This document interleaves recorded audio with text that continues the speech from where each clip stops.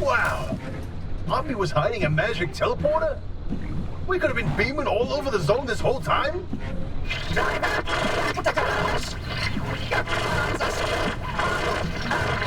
And don't worry, I'll restore her connection once you do us a little favor. We suspect Oppie's hiding a copy of Artist's database in that auto shop of hers. Find it, and we can get back to this remnant business.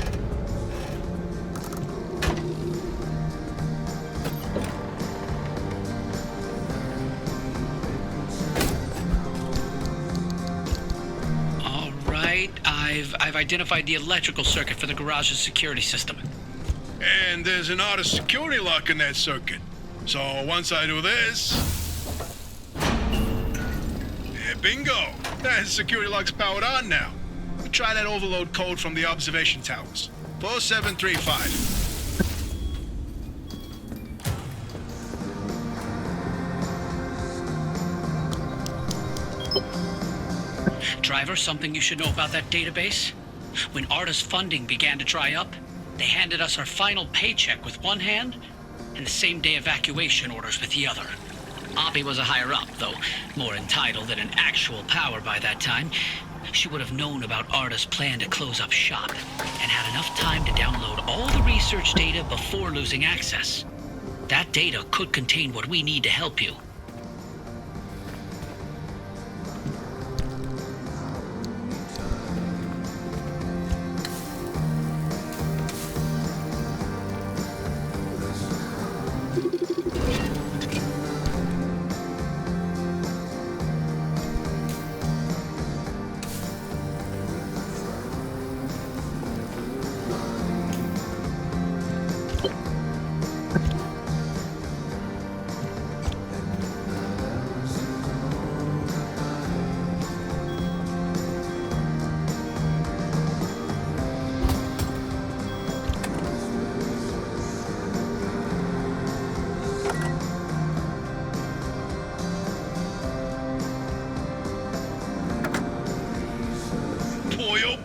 Look at all these gizmos in here.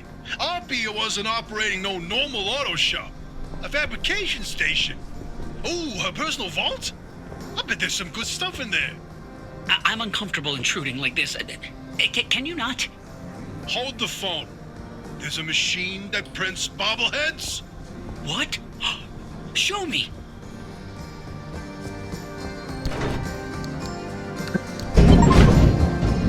Oh, you did it! Hey, you actually did it! Boy howdy, I cannot wait to dig through all this data.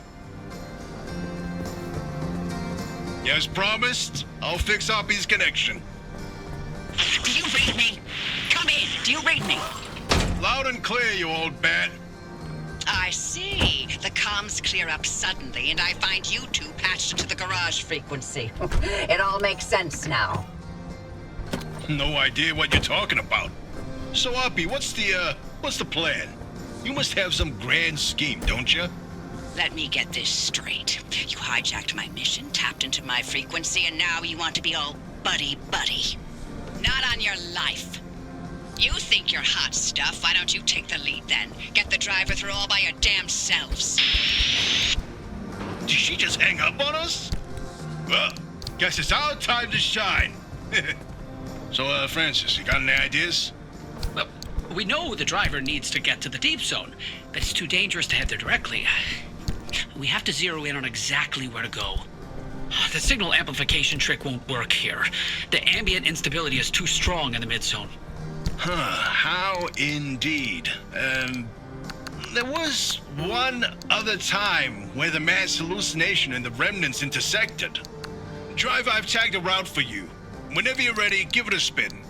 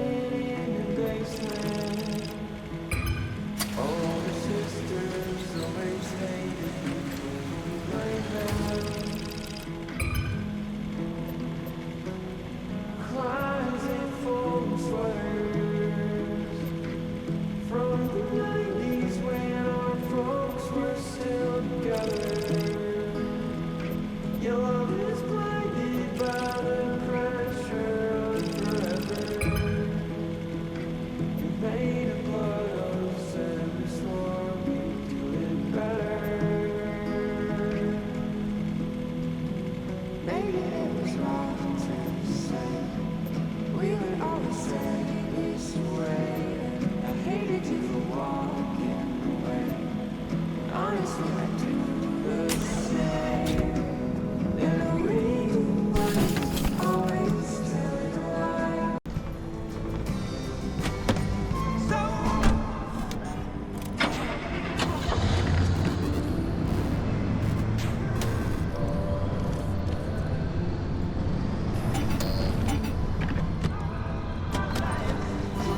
Chase the night like it's never ending. You the sun.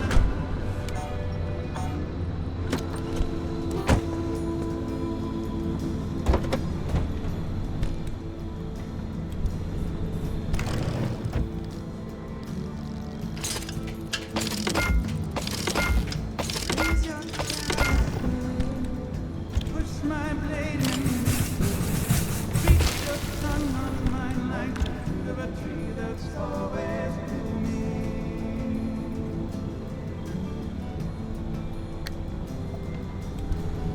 Hunt for spring I vision.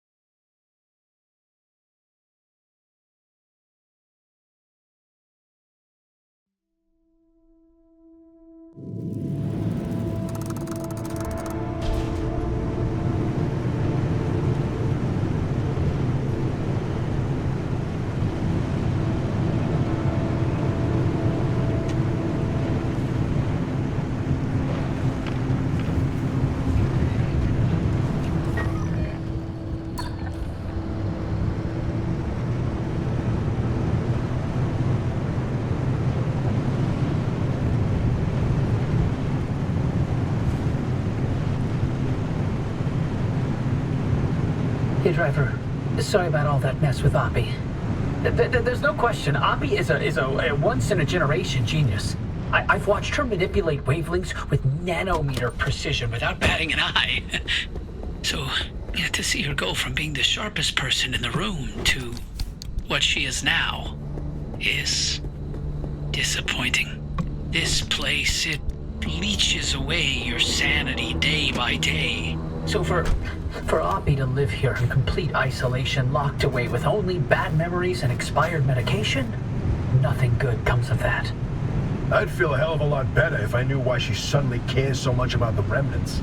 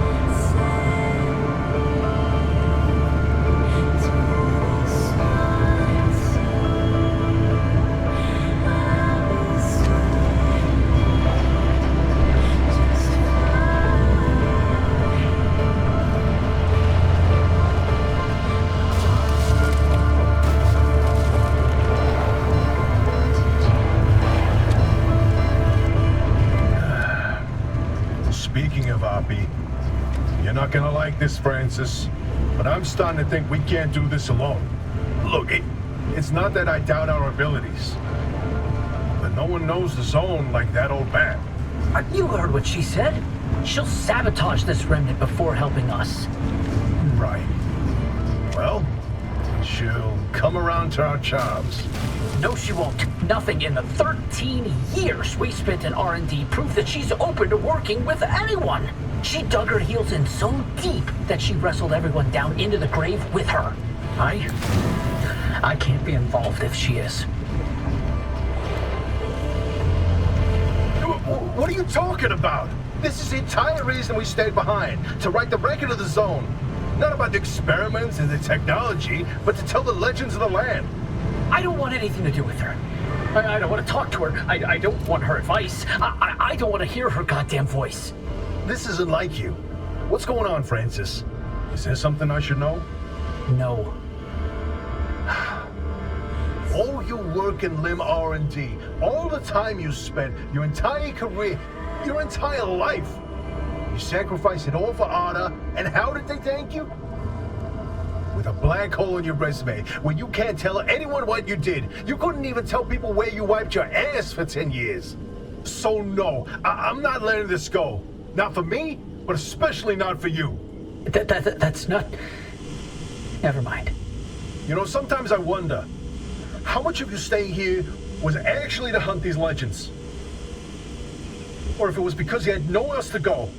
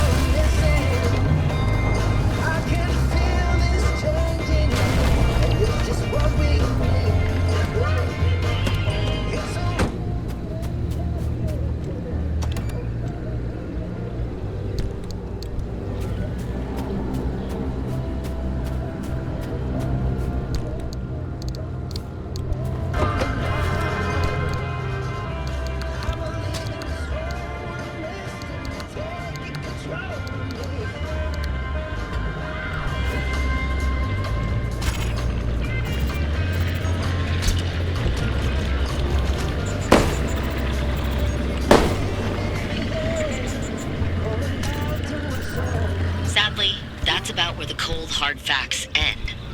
Listeners, I tried. I really did. I started my investigation in the usual fashion, digging up every piece of public record I could get. The paperwork is maddeningly typical up until 1955. Census records, soil samples, weather reports, hand-drawn survey maps, the beginnings of satellite photos, all readily available for anyone with the patience to walk themselves into a county office. Those materials don't tell me much, and I quickly am forced to turn to more dubious sources. Before the downing of multiple passenger planes and the subsequent establishment of the no-fly zone in 1962, crude aerial photos are taken and circulated. This is where things get interesting. I find fuzzy shots of what appears to be entire mountains relocating overnight, buildings disappearing and reappearing at random, and lakes filled with water or light, depending on the time of day. The resolution is dubious, making them inkblot tests in their own right. They are the stuff of dreams among amateur investigators and conspiracy theorists alike. The most outlandish, improbable, and extremely unverifiable stories came from breachers, people rumored to have jumped, tunneled, hot air ballooned their way through the walls. If they're to be believed, there is much to be uncovered. But more on that later. LIM technology is not paraded around in the press for long. As the government withdraws acknowledgement that it ever existed, the public's interest similarly begins to wane. Last verifiable activity is an exodus of ARDA employees from the zone, beginning in 1981 and followed swiftly by a full decommissioning of the zone in 1987. After which, those 3,600 square miles are sealed away and left behind with no explanation. A tomb, minutes away from the populous, perfectly normal city of Seattle, with decades of history and secrets locked inside. And that is where I'm left to fill in the enormous, ill-defined gaps.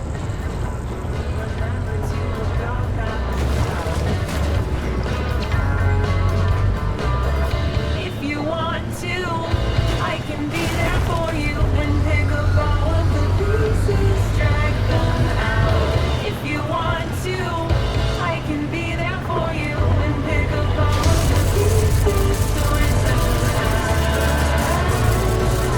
If you want somehow.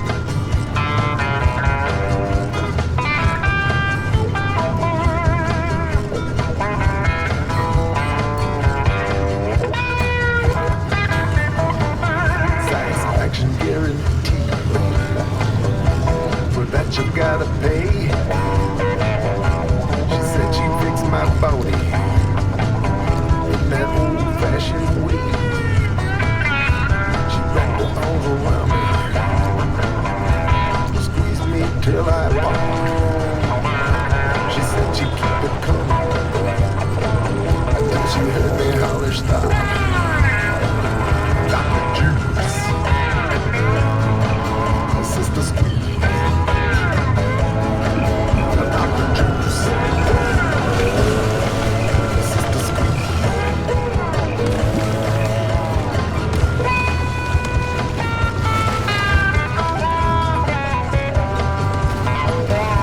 She said second session. She said Saturday sounds so sweet.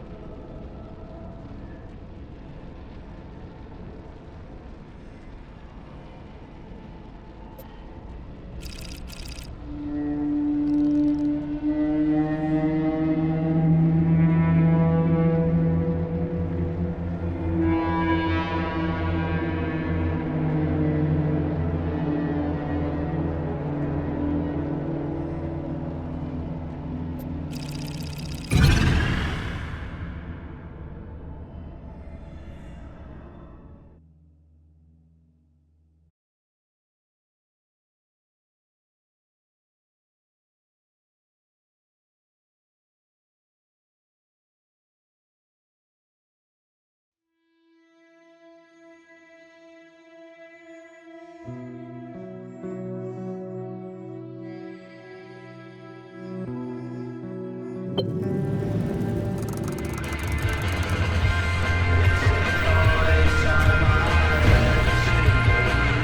you ready, driver?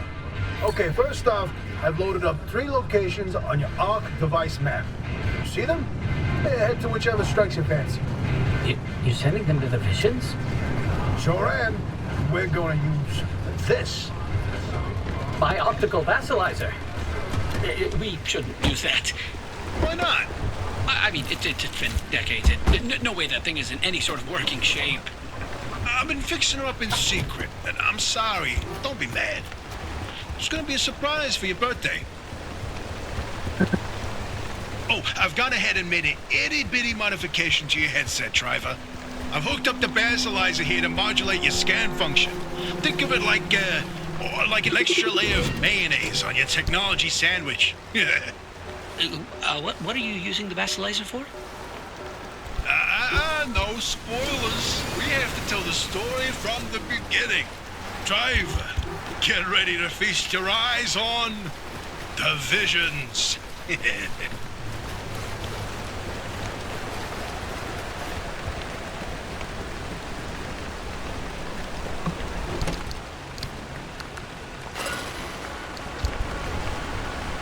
So we told you about the mass hallucination. Hundreds of people, 30 seconds of crazy, yada yada.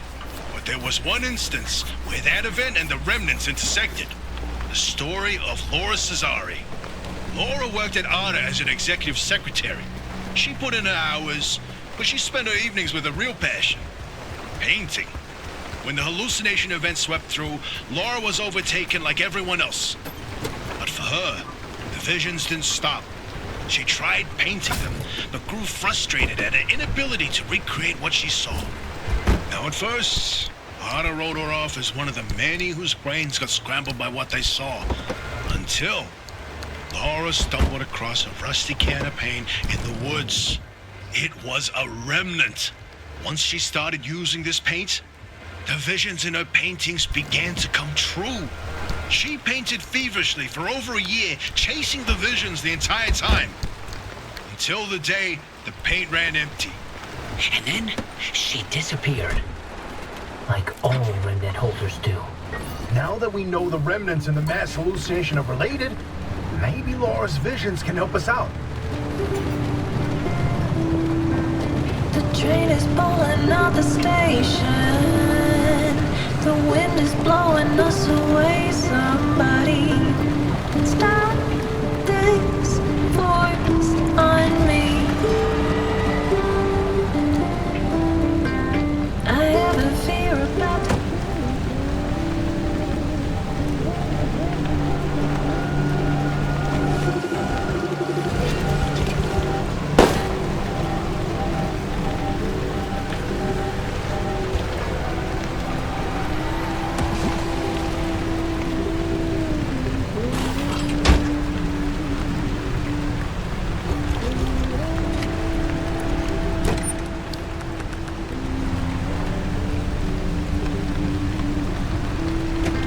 got caught up in a dream. Can someone tell me what it means to live and forgive and let love and let go? Somehow it stopped making sense. Living between the distress. I'm making a lot, but I also am taking a home. The tracks are jumping on their own now. The rain is asking if I know how much it hurts when the earth ain't green. This is where your theory comes in, Francis. You tell him. Oh, look at me babbling away. Francis, you explain it. It's so good. No, it's just... I'd rather not. Hey, come on, we talked about this. You should be proud of your work. Toot your own horn. Not this time. Okay, well, Francis's theory, his entire branch of research was that the zone exhibits a property seen nowhere else on Earth. Every phenomena that occurs here leaves its fingerprint forever on the physical space. So he created this device to pick up on these sub-physical after effects. How did you explain it? It was like identifying a whale's favorite color using only the wake it leaves behind. The rest was science mumbo-jumbo. It's a form of electromagnetic imprint. Anyway, it was a long time ago. And what a better time than now to try it again?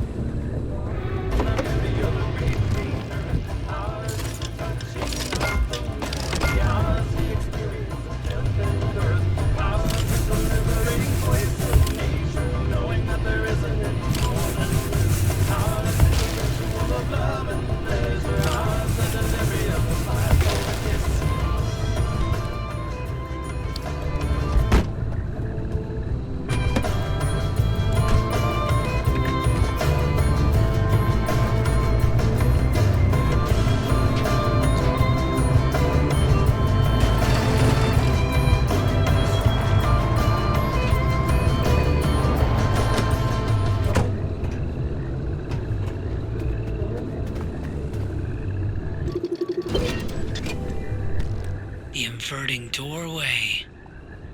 Ugh. I don't like this one.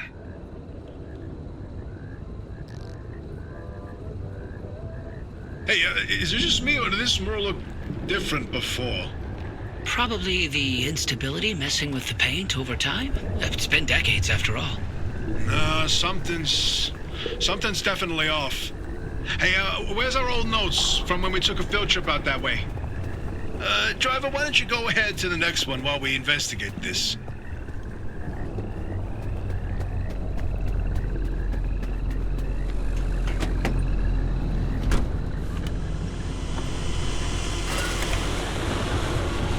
I can't. Yeah, I can't even look at it. Francis, you explain it. Maybe you've already seen them, driver. A freestanding bright blue door in its frame, out in the wilderness with nothing around it. If you do see one, don't get anywhere close to it.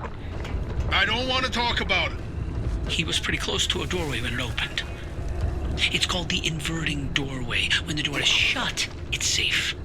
But once in a while, it opens, and everything near it is turned inside out. Its victims are mostly bears, squirrels, and birds. They all go through hell. Meat and bones on the outside, fur and feathers on the inside. It's not fun to see. Once, a group of hikers didn't heed the warning, and No, we're done here, driver. If you see one, you stay away from it. That's all you need to know. Let's go.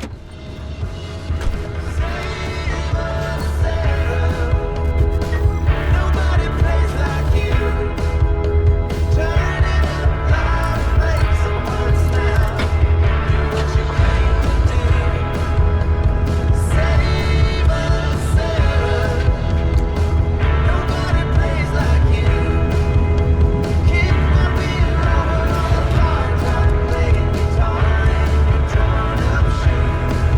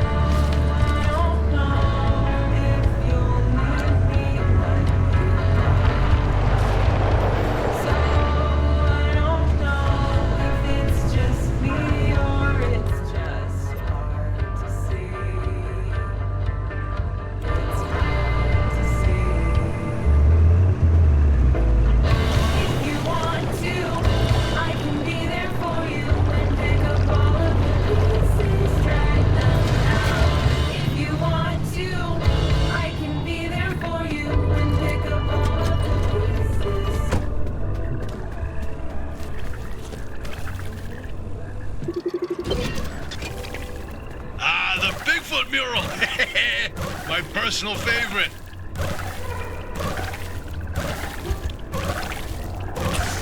Oh, did you see that, Francis? Oh boy, Francis, look. Look here, it's different from our sketch when we visited in 82. It's all scrambled, but the shape seems familiar. If you tilt your head, doesn't that kind of look like Mount Olympus?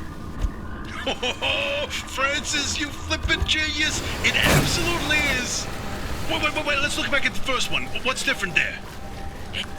That shape right there, is that Hook Valley? Holy smokes! Oh, wait, pull up all the topographical maps of the peninsula. If you look around the areas where you'd get that view of Mount Olympus. See, Francis? I told you your basilizer would work. I don't think this is the Basilisers doing. Driver, we're onto something. Get to that third vision.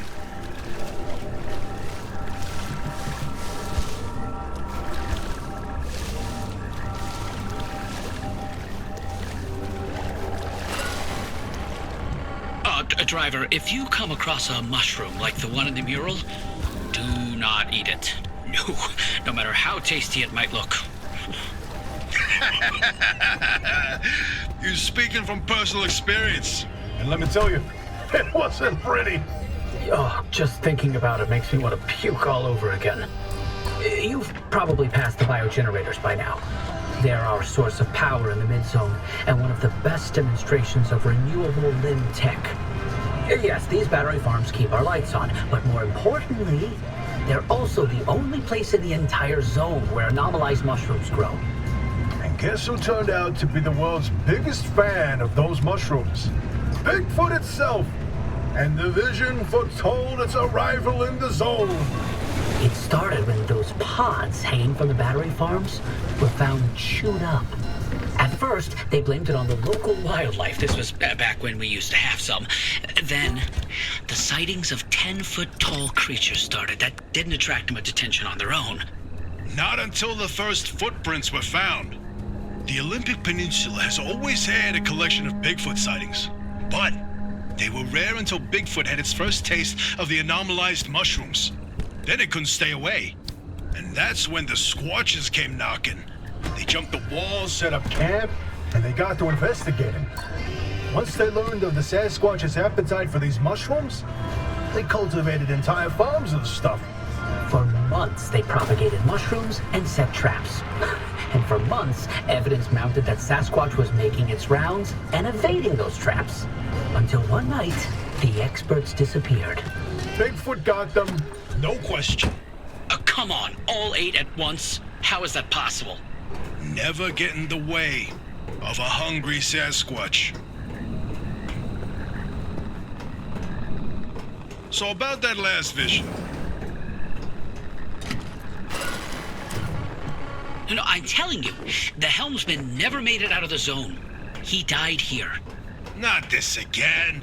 I still don't know why you're so convinced he existed in the first place. Driver, back me up here. This is how the story goes. It was the winter of 72.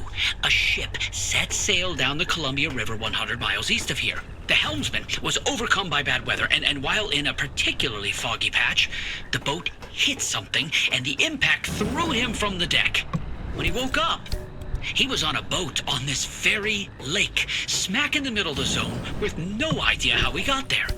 He had with him a ridiculous amount of cash and paid anyone and everyone to get him out of the zone. But no matter how he tried to leave, on foot, in a transport, he would always head into a fog and reemerge on another boat. At last count, the great pileup was 20 boats high and 30 boats wide. A limb duplication glitch, nothing more. And you, of all people, blaming Limb Tech instead of a good old-fashioned mystery? It doesn't add up. Arda's favorite pastime was carting people out of the zone. How could someone actually fail to escape? And a mysterious man with a backpack full of cash, and the one place he can't spend it. Seems awfully fishy to me.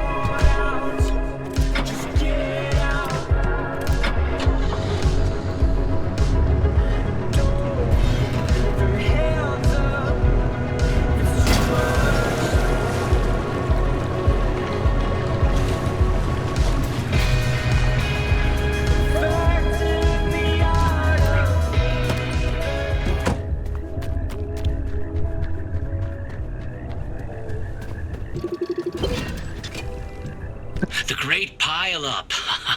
You know, if you catch the mural at the right angle, when the moon is right overhead, you can spot the helmsman's body in one of the boats. No chance. It's a paint smudge. Nothing more.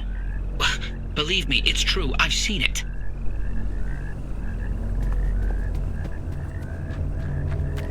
Oh, bingo! See that pattern in the last mural? That flower only grows above a certain elevation. Put the three locations together, and you've got a square mile in the northeast corner of the deep zone. Huh. The visions were pointing towards something the entire time. Hey, Oppie, you can stop pretending to ignore us now. Take a look at this fine work. We've pinned down the location for the source of the mass hallucination. That's where the driver needs to go. Well, what do you know? Well, I knew the basilizer worked. What did I tell you, huh? He still doesn't know, Francis. You know what? Oppie? Not my story to share.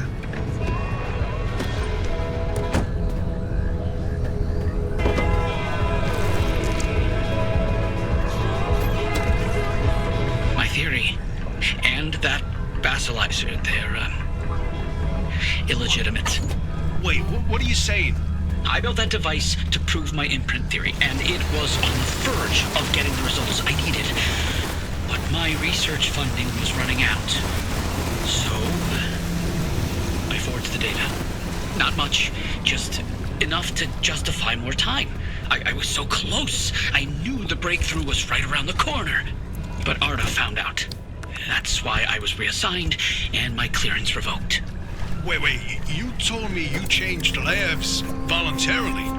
8 years of research with nothing to show for it, and then for that to happen, I couldn't face you.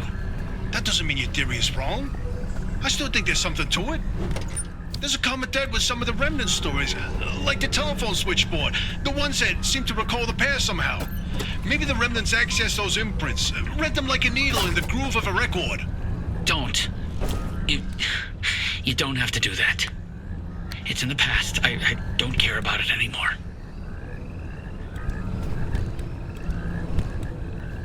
But listen, I've got this suspicion, right?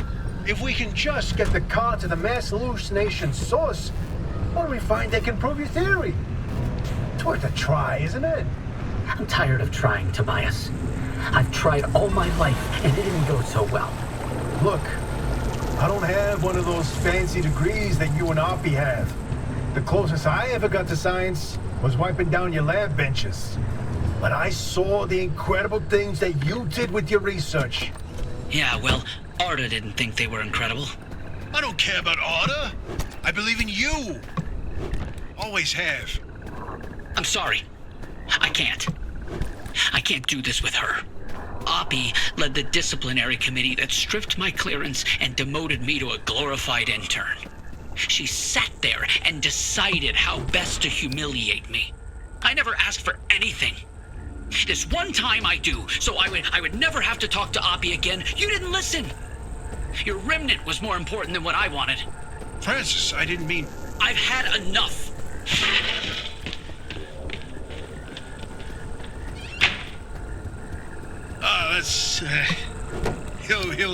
He'll come around. Sorry, driver. We'll see you back at the auto shop.